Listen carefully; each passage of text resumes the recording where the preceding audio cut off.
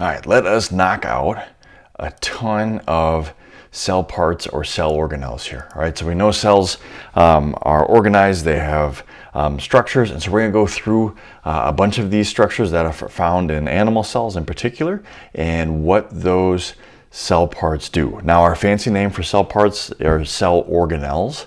Think about like your body has organs, but organelles are the smaller version of those. We're going to start off with the cell membrane.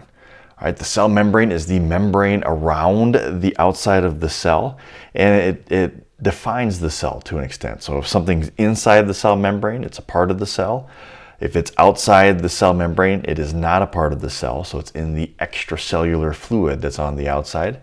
And it is made up of this phospholipid bilayer that you can see here. That's going to be more important as we talk about how different materials move in and out of the cell membrane. And as we look at our cell membrane, like I said, it is the outside of the cell. Part number 2, we're going to have our cell part of the nucleus. Now, the nucleus is not found in all organisms. All right, the organisms that have a nucleus, we call those things eukaryotes. Organisms without a nucleus are called prokaryotes. For prokaryotes, think bacteria, and bacteria's kind of cousin, archaea, and that our cells are eukaryotes. So animals have cells that have a nucleus in it. The nucleus is the control center of the cell, so to speak, because it contains the genetic information in the form of DNA. So that DNA is going to tell the cell what it needs to do, and it's going to help the cell with a variety of its day-to-day functions. Think of it like the brain of the cell, the operations center there.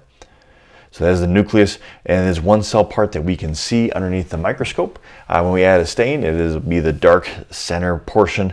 I always think it looks like the yolk of a fried egg as you look at it underneath the microscope. Inside that nucleus, we're going to have our next cell part, which is chromatin. Now, that is the loose form of chromosomes, which you've probably heard of before. And so that chromatin is made up of DNA. For humans, most of us have 46 chromosomes arranged in 23 pairs. It's roughly like 6.3 billion letters of DNA in that genetic information. And when it's just inside the cell and just functioning, it is in this loose form known as chromatin. Not necessarily the next part, but with that, just a real quick, what is that DNA? DNA stands for deoxyribonucleic acid. It is our genetic code. It has all of our genetic information, and we're going to be going into that much, much deeper throughout in a variety of different lectures that you can see in a variety of different spots here. But that is the genetic code that determines life. Okay, back on to generic cell parts here. One is the cytoplasm. It's not necessarily the cell part, but the rest of the cell. And so it is the gel-like substance that fills the cell and that all of the other cell organelles are suspended in. In our diagram here, it's the stuff that is yellow. The next one, everyone's favorite, the mitochondria. Mitochondria, everyone knows, is the powerhouse of the cell. Okay, what does that mean? It converts organic matter into ATP. Okay, so it takes the sugars and the proteins that you eat and it converts it into ATP, and ATP is what your body uses as power. All right, now an interesting thing about mitochondria is mitochondria has its own DNA, and that DNA comes from your mother, and so it's known as mitochondrial DNA in there as you're going. The next cell part, mitochondrial DNA, we can see are the kind of kidney bean shaped organelles throughout the cell. The next part are ribosomes. These are very small. They're broken into 2 different units. You can kind of see in our picture up there. And that translates DNA into proteins. Once again, throughout a variety of different lectures, we're going to talk about how vital ribosomes are in taking your genetic material and actually building something with it. And so in a way, it's kind of the factories of the cell because it's going to build proteins based on what your DNA codes for. Ribosomes are very small. They're like I said, they're represented by these little dots because they are beyond microscopic. And you can see some of them are hooked on this next organelle that we have, which is the endoplasmic reticulum, or the ER. We have 2 different kinds of endoplasmic reticulum in our cells. We have the rough ER, which is going to be the ones with the ribosomes on the outside.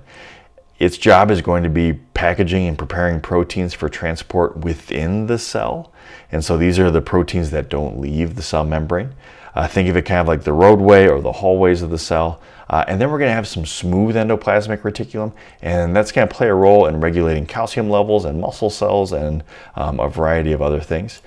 Endoplasmic reticulum are these, like I said, they're the hallway or passageway looking things, and then the rough ER has the ribosomes attached to the outside. Now, if the endoplasmic reticulum transports things inside of the cell, we need something that's going to transport them outside of the cell, and that is our next cell part, the Golgi apparatus. So our Golgi apparatus is going to be responsible for transporting products outside of the cell. So whatever your cell's making that needs to end up outside of the cell is going to happen in the Golgi apparatus. For example, you have digestive cells in your stomach that make a variety of enzymes and acids, and those Golgi apparati take that protein or acid or whatever it is and push it outside of the cell. The Golgi apparatus in our picture here is I always think that it looks like a bunch of bananas. I don't know if that's a good analogy or not, but it's the green, kind of looks similar to the ER, but it is going to be not creating, but it's going to be packaging those proteins and other things. You can kind of see it secreting that to the outside of the cell. Next up, we're going to have vacuoles. Now, vacuoles are going to be used for storage of a variety of things. If you are an animal, it could be enzymes, waste, water. It's just kind of a storage pocket. If you're a plant, these vacuoles are huge and they're going to store water because plants can't go up and get a drink when they need to, so they need these large vacuoles to store different things.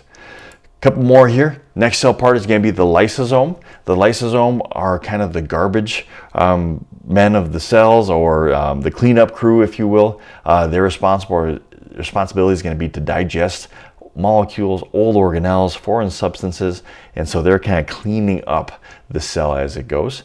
That'd be a lysosome. I remember that because Lysol is used for cleaning, just like lysosomes are used for cleaning. And then next cell part is actually outside of the cell, and that would be cilia and flagella. Now, those are two different terms for two different structures, but they're going to be hair-like structures on the membrane of the cell. So we look at cilia, this picture here. Cilia is what we refer to as when there are multiple they're not hairs, but they're hair-like structures on the outside. And then flagella would be a singular structure. Two examples in your body. Cilia would be your brachii, so the passageway of your lungs are lined with cilia to move mucus and debris out of your lungs. And then one human cell with a flagella would be a sperm cell, has a flagella, so a singular structure. Our picture has a little bit of cilia on there, and then it also has some microvilli, and it's a different kind of projection that we see in the digestive system. We won't worry about that for now. We got two left here. The next cell part are going to be centrioles. We'll talk about this more when we get to our mitosis and meiosis unit, so our cell division unit. This organelle really just plays a role in when it's time to make more cells. So when it's time to reproduce and divide, it's near the nucleus, and its role is going to be to produce spindle fibers for cell division and kind of anchor the two sides of the cell. Not super relevant for us right now. Once again, that's used more in these mitosis and cell division units. And then the last one that we're going to see is microtubules. So these are proteins that form the skeleton of the cell. So kind of a framework that the inside of the cell consists of. Not only is it providing some structure and support, but also it gives a spot for different organelles to latch onto as they need to move around and maneuver around the cell. So there's a bunch of different cell parts there. There'll be more coming in the future, and there are more cell parts that we didn't name, but those are kind of the quick and simple, the basics of cell parts.